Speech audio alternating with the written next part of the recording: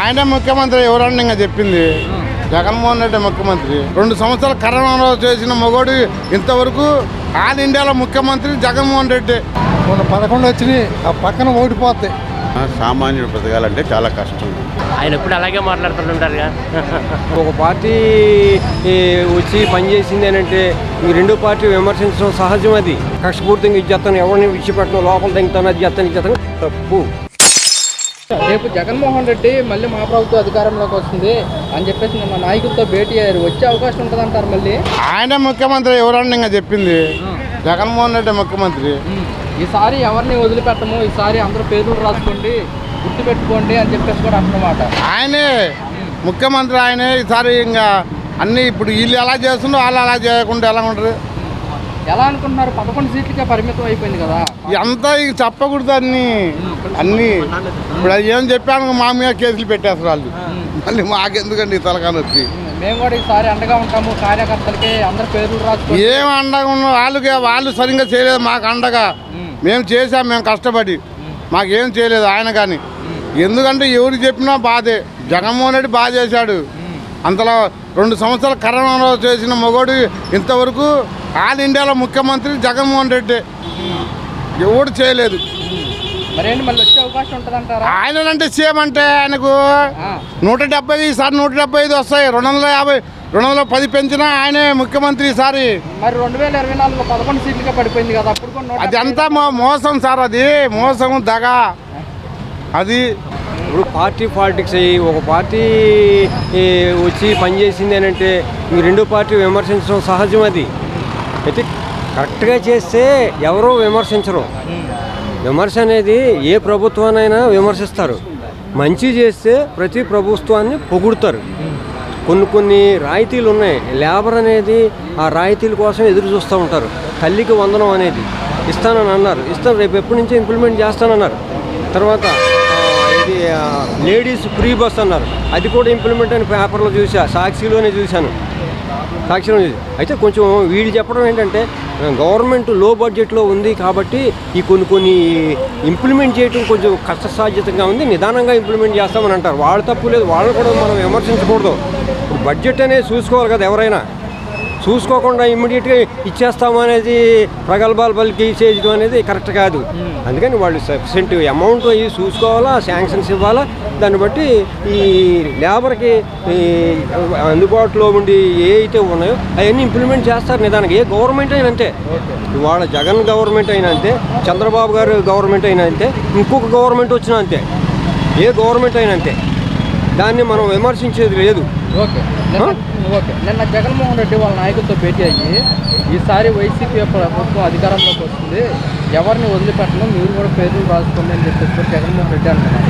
మీరేమంటారు? అది కరెక్ట్ కాదండి. ఎందుకంటే నేను గవర్నమెంట్ ఫామ్ చేస్తాను, ఎవరిని విడిచిపెట్టను అనేది కక్షపూరితంగా మాట్లాడి వ్యవహారాలు అంటారు. ఇప్పుడు గవర్నమెంట్ వస్తాను, గవర్నమెంట్ రాకపోతే ఇప్పుడు ఆయన గవర్నమెంట్ రాదనుకోండి, అప్పుడు ఏం చేస్తారు? అలా కాదు కదా. ఇప్పుడు కక్షపూరితంగా చేసే పనులు చేయకూడదు. ఈ గవర్నమెంటే కాదు, ఇంకో గవర్నమెంటే కాదు.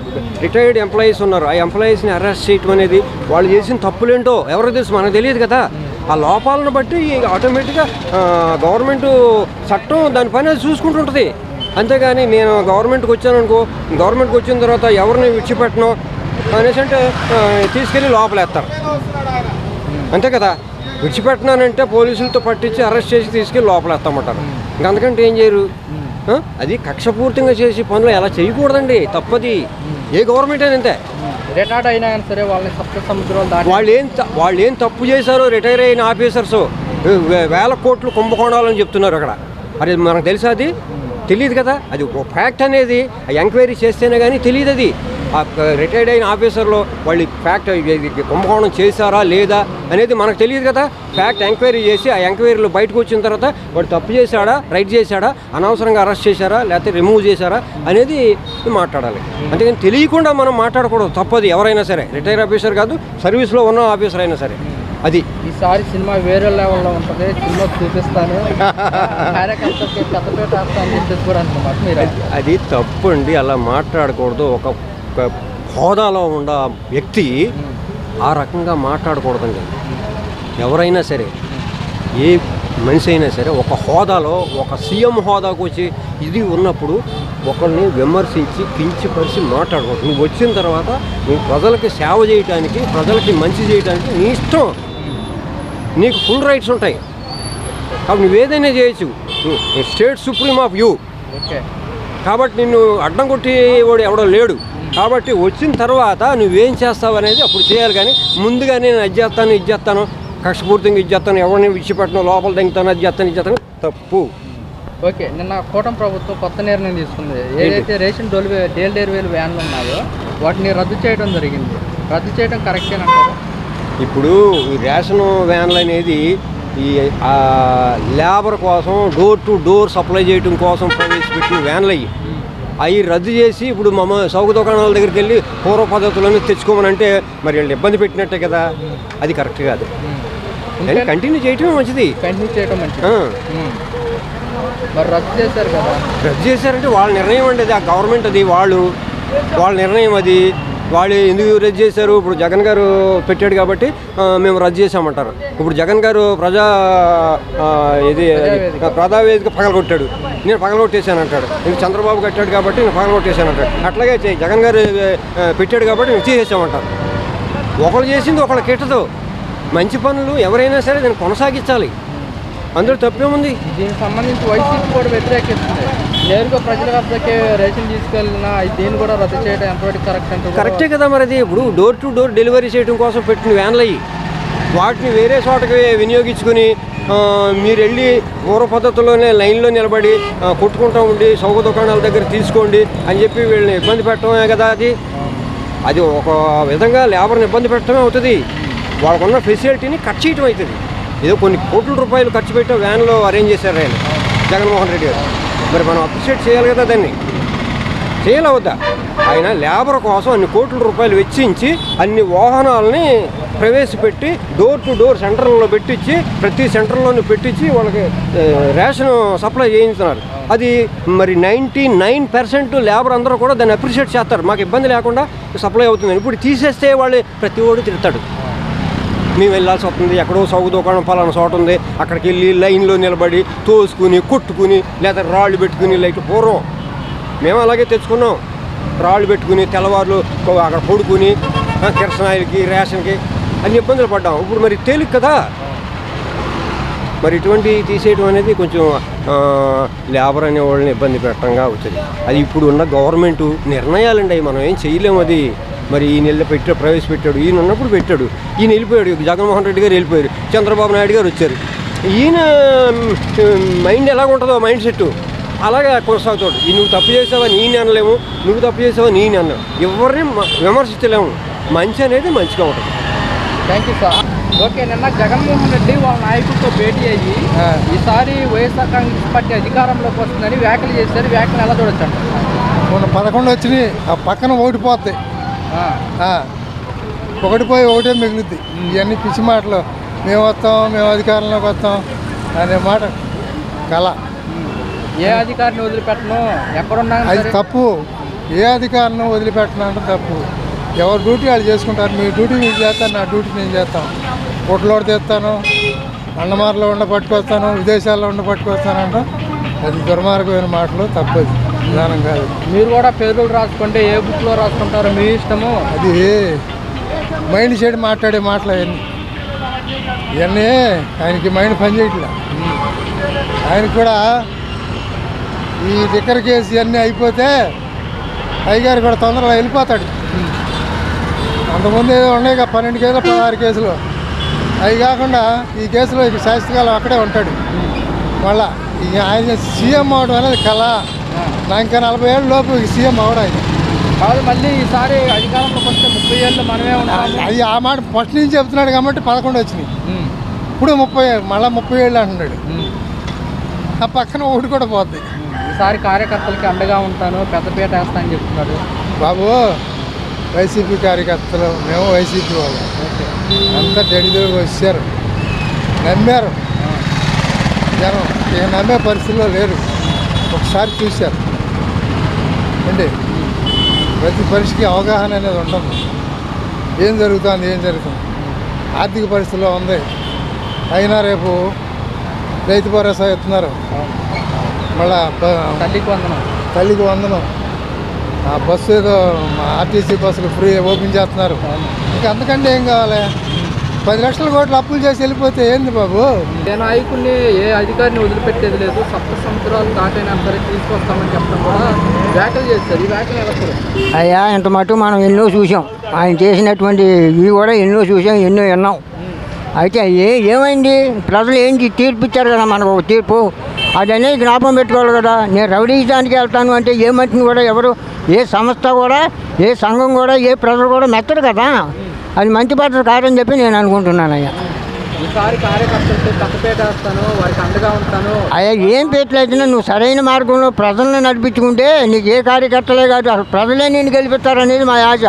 ఒకప్పుడు వేసాం, గెలిపించాం, చేసాం, చూసాం అనేది నా యొక్క ఇది. ఈసారి మళ్ళీ వైసీపీ అధికారంలోకి వస్తుందని చెప్పేసి జగన్మోహన్ రెడ్డి అంటున్నారు. ఎవరైనా అనుకుంటాం కదండి, పశుపక్షంలో ఉండా ఇంకో దాంట్లో ఉండా మళ్ళీ మనం అధికారం రావాలని, మనకు కావాలని ఆశపడతాం కదా. రాజకీయ నాయకులు అనేది అంతే కదా ఎవరైనా. అయితే మనం చేసే పనులు బట్టే మనకు పనికొస్తాననేది నా అభిప్రాయం. ఇప్పుడు వైఎస్ రాజశేఖర రెడ్డి గారు ఉన్నారు, ఆయన ఎన్నో చేశారు, ఆయన బాగా పైకి తీసుకెళ్ళారు.